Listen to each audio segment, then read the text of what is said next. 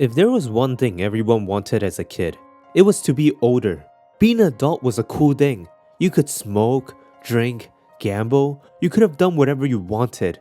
But as we got older, we realized that was not the case.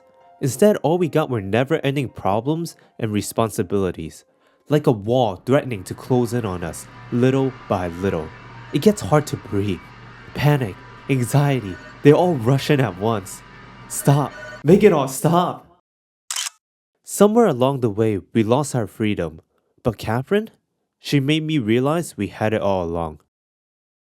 Vincent Brooks wakes up in his one-room apartment. There's trash on the floor, beer cans lying about. This is not what you would expect from a 32-year-old man. Meanwhile, his girlfriend Catherine is the complete opposite of this. She's calm, put together, and is steadily climbing the corporate ladder. She has been in this relationship for 5 years now, and it's time for her to take that next step. So she brings up the possibility of marriage. Without even entertaining the thought, Vincent avoids the question while sweating profusely. Notice what he says. Sometimes easy is best. Who knows what will happen in the future? Don't we all feel this way? It's comfortable and fun to just stay put. After all, change is bad. All it does is create new difficulties for us to worry about. So Vincent makes excuses.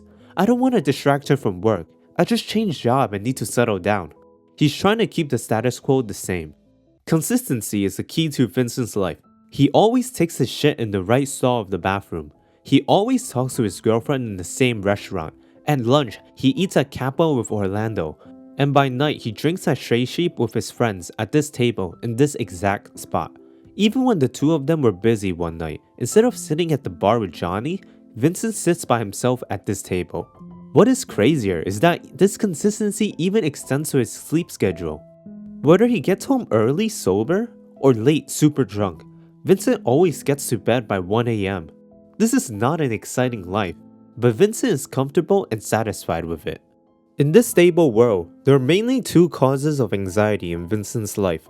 The first is his girlfriend. Every time they meet, Vincent panics whenever Catherine brings up their future together. Note that Vincent never visits her. It's always her visiting him, intruding on his life, and threatening to break his sphere of comfort. To combat this, Vincent responds with neutral answers like, yeah, okay, never inserting his opinion, hoping to drop the conversation. He runs away from his problems, but how could problems be so easily forgotten? So he drinks them away. One night, a girl sits down at his table. They hit it off instantly. She understands him. Guided by temptation, Vincent turns his brain off, and boom, a mistake was made. This girl is Catherine. No, not that Catherine. This Catherine would be the second source of his anxiety. But at this point, it should still be simple enough to just cut her off. After all, Vincent doesn't like cheating. His friends think it's pathetic, and it's a ticking time bomb waiting to destroy his life. Yet Vincent keeps the situation going. He is feeling pressured. He doesn't even know where to even begin to untangle this simple problem. So again, he runs away. Since then, Vincent is thrown into purgatory in his dreams, where if he fails to climb the tower, he dies in real life. It is said that once you reach the top, you will have attained true freedom and be able to make a wish. But that is not true. You don't get anything if you reach the top. After the last night, nothing physically changed for the participants of the trials. If anything, it was only freedom from the nightmare. And even when Vincent took on an extra trial challenging God, there was no wish at the top. So what is the freedom he got? It is freedom from a lack of decision. In the tower between floors, you have to answer many questions. At first, it seemed random, with answers being either right or wrong. But as you got to the top, you realize there is no correct answer. It is only your beliefs and values. The tower forces you to think and make decisions about your life. In fact, there was no real danger of Vincent being caught cheating in the first place. Catherine was a succubus that couldn't be seen by normal people. So then why was the urge to break up with Catherine becoming increasingly urgent as the game went on when Vincent himself made no effort to do it on the first night? What changed? His mindset. When looking at the side characters that went through the tower, you can see this clear shift in mentality. All of them were stuck in time. Justin, stuck in the time where he indirectly caused the suicide. Morgan, endless self-blaming for his wife's murder. Archie, Todd, Daniel, all clinging on to their childhood trauma. But by the end of the tower, they all made the decision to move on and change their lives. It doesn't mean their lives gets better. Daniel has to start over again from scratch. However, it does mean they're finally taking control of their lives. The old Vincent would have just moped around after being dumped by his girlfriend. But the one at the end of the game risked his life to get the future he wants. Now, I don't mean you should just throw everything away and go straight for your goal. That is your decision to make.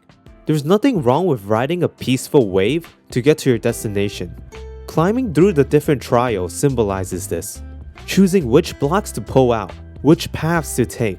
Is it worth the danger to get a few coins?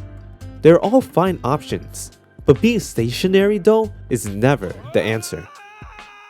There's no wrong choices in this game. A life where Vincent pursues limitless debauchery and pleasure is just as valid as living a married life or simply exploring the world. The only bad endings are when Vincent's decisions and values mismatch, causing him to live in self-delusion. What's the point of having the life everyone dreams of if that's not the life you want? In the end, you're just going to betray that life and ruin it anyways. Problems in life are meant to be solved, not avoided. They shape who we are and what we will be. Catherine is a masterpiece of a game that taught me true freedom.